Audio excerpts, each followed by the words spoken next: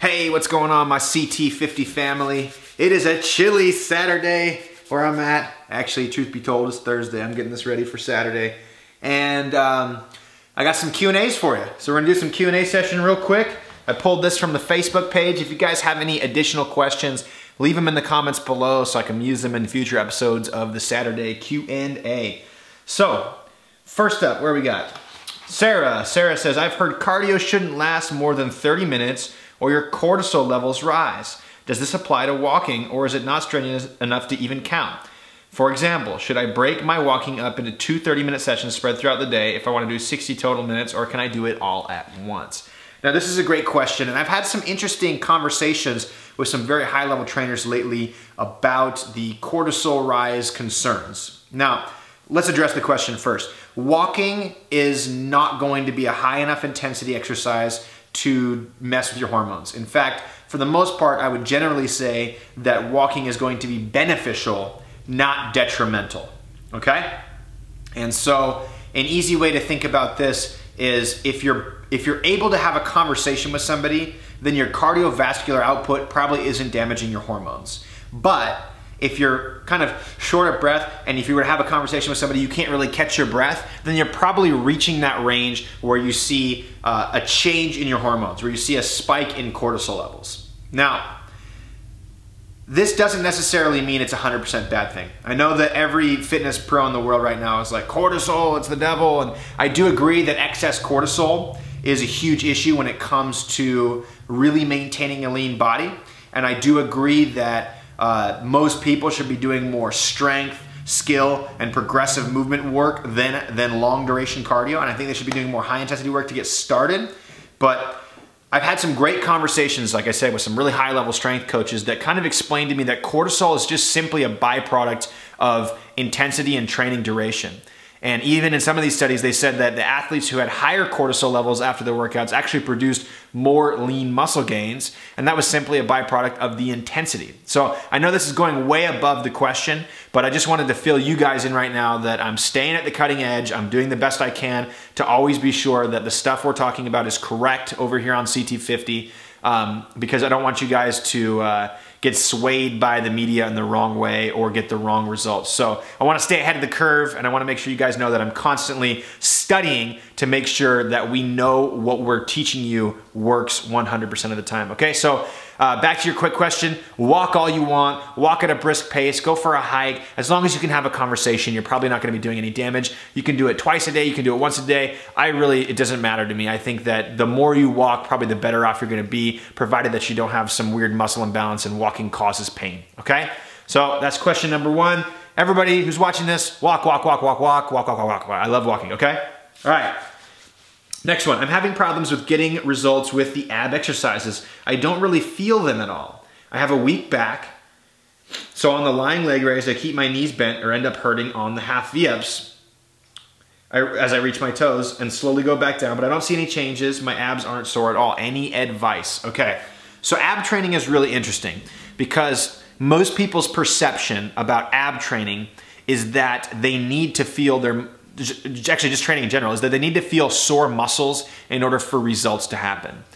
And this isn't exactly the case. Now, if you're trying to break down muscles really hard and you're trying to repair them, you're trying to build some lean body mass to increase your metabolism, increase your tone, then yeah, you're gonna be sore between workouts. But your abdominals, they don't really work the same way.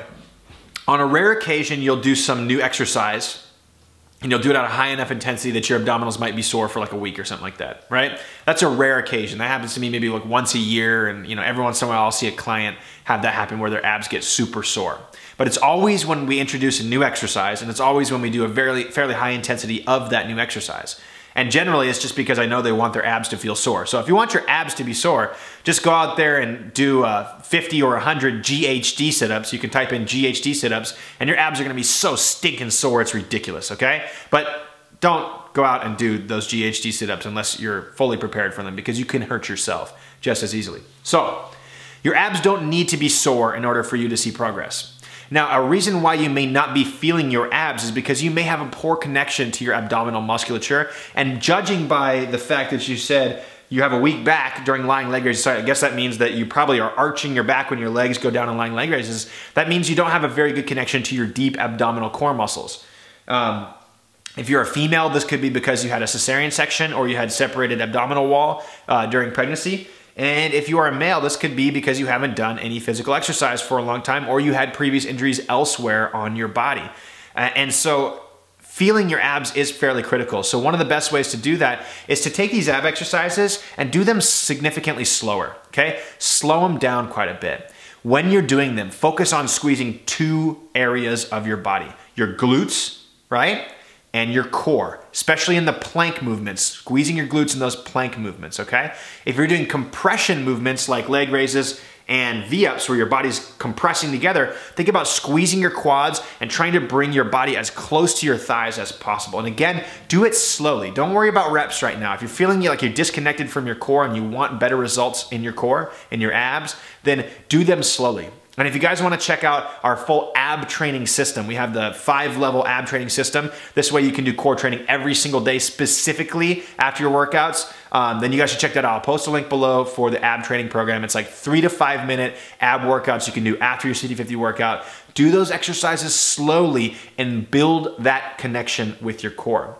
Once you start to feel your core working during your workouts, you're going to see better abdominal results from it, okay?